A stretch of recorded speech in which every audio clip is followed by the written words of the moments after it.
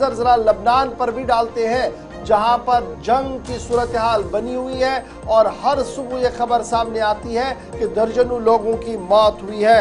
लबनान और इजरायली हमले के हवाले से एक बड़ी खबर सामने आ रही है कि गैर मुल्की अफवाज भी वहां पर महफूज नहीं, और भारत की तरफ से जो अफवाज वहां पर मौजूद है यूएन सिक्योरिटी अफवाज के साथ, तो उन पर भी एक सवाल इस वक्त बनता हुआ नजर आ रहा है।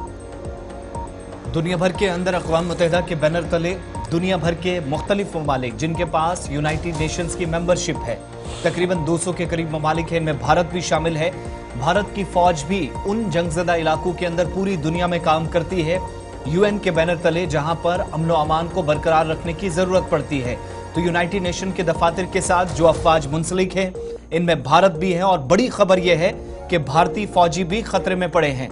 यानी वो जवान जो यूएन पीस कीपर्स कहलाते हैं, इस फौज का, इस मिशन का हिस्सा है। एक तरह से ये मिशन होता है जिसमें दुनिया भर के कई ममालिक ने अपनी अफवाज भेज रखी हैं, जिनसे हालिया जब इजराइल का दौरा वज़ीर आज़म का हुआ था तो उस वक्त मुलाकातें भी हुई थी इन तमाम लोगों से।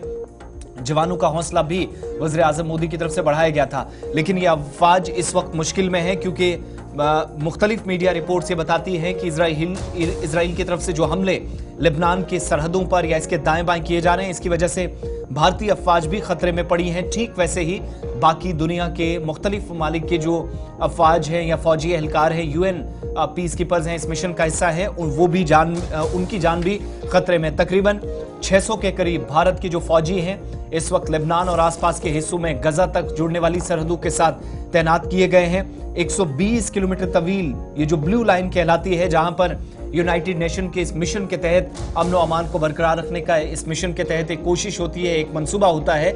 लेकिन फिलहाल चूंकि हर तरफ फिजाई हमले हो रहे हैं, बमबारी हो रही है, और अगर मीडिया रिपोर्ट्स को दुरुस्त माना जाए तो वजारत दाखिला ने भी अपने एक बयान में तस्दीक की है कि ब्लू लाइन पर बिगड़ती हुई सूरत हाल पर मुसलसल नजर है, लेकिन इजहार तशवीश भी किया गया है।